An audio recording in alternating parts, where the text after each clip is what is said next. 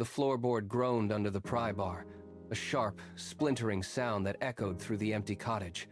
Leo gripped the edge, his knuckles white, and heaved.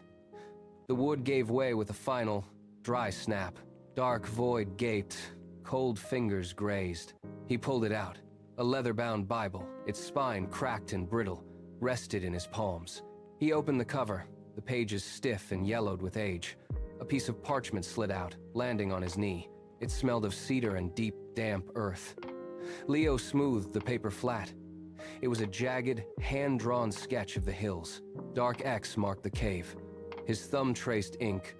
Breath hitched. Hills beckoned, cottage faded. He'd roam. Leo grabbed his pack.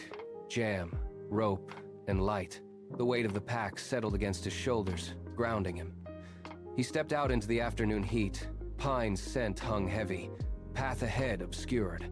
The gnarled oak, a scarred sentinel, guarded the slope. Shadows stretched. Leo steadied his breath. Map sketch matched steep hills.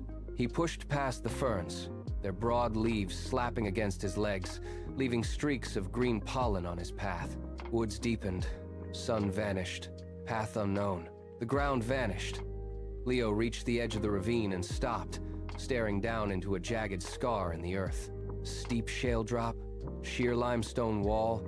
He took a breath, shifted his weight, and stepped over the lip. The earth betrayed him immediately. Boots slipped, fingers grasped rock. Stone bit palms, dangling over void. Cool air, wet stone, shadows, heart pounds. Palms raw, he scrambled down. Cave mouth gaped wide. Leo faced the void, pocketing a flashlight. Light pierced gloom, a finger on slick walls. Gravel crunched. A mournful hum replaced silence. Mountain winds wailed, stone vibrated, chest rattled. It was a hollow, rhythmic sound, like a long-held breath. Leo stopped, his light wavering as he scanned the ceiling. The beam flickered once, then dimmed, casting long, dancing shadows that seemed to reach toward him. He tapped the casing hard against his palm, the light snapping back to full intensity. The air here was heavy, tasting of wet iron and deep, undisturbed earth. He moved deeper, the walls closing in until he had to turn his shoulders to pass through the narrowing throat of the cavern. Leo pushed deeper until the passage opened into a small, circular chamber. In the center sat a heart-shaped stone, its surface polished smooth by centuries of water. Kneeling, map-checked, palm-pressed stone, it was solid, immovable. He searched the ground for a tool, finding a flat, sharp-edged piece of limestone. He began to scrape. The earth was packed tight, a mixture of clay and grit that resisted every stroke. He dug with a rhythmic, desperate intensity, his fingernails caked in mud, his breath coming in ragged gasps. 5 minutes passed. 10. His muscles burned, but he did not stop. A dull thud vibrated through rock, throwing handfuls of soil aside until a rusted, iron-bound lid emerged. He gripped the edges, his knuckles white, and heaved. The chest was wedged tight. Iron shrieked. Stone yielded. Box broke free. He struck, lid creaked, void yawned. Leo reached into the dark interior. His fingers brushed cold metal and dry, brittle paper. He pulled out a leather pouch, a tarnished silver locket, and a letter sealed with red wax that crumbled at his touch. He set the pouch aside, the weight of gold sovereigns clinking softly against the stone. He turned his attention to the letter. The paper was thin, translucent with age. He carefully pried the seal open, the parchment crackling like dry leaves. He began to read, his voice thin and trembling in the vast, hollow space. The words told of Thomas, a soldier who had abandoned the front lines. He had left his life, his home, and his heart behind, tethered to a woman named Siobhan. Leo paused, the silence of the cave pressing against his eardrums. He clicked the locket open. A watercolor portrait stared back. A woman with dark, flowing curls and eyes that mirrored the ones he saw in his own mirror. This was no pirate horde. It was a century of regret, a lifetime of secrets buried in the dark. He sat motionless, the locket heavy in his palm. Leo stood, his joints stiff from the long hours on the damp stone. He tucked the locket into his pocket, the silver pressing against his thigh. and began the climb back toward the surface. The ravine was a steep, jagged scar, but he navigated the loose shale with a new, quiet purpose. As he crested the embankment, the world had shifted. The sun was dipping below the horizon, bleeding bruised purple shadows across the grass. The air was cooling, carrying the scent of damp earth and coming night. He walked back to the cottage, the silence of the woods no longer threatening.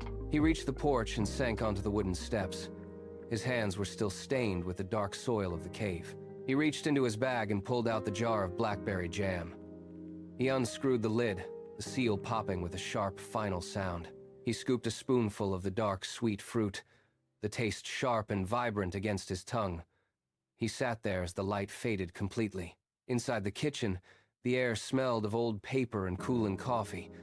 Leo spread the map and the brittle letter across the table. His mother leaned in, her finger tracing the faded, elegant ink of the soldier's signature.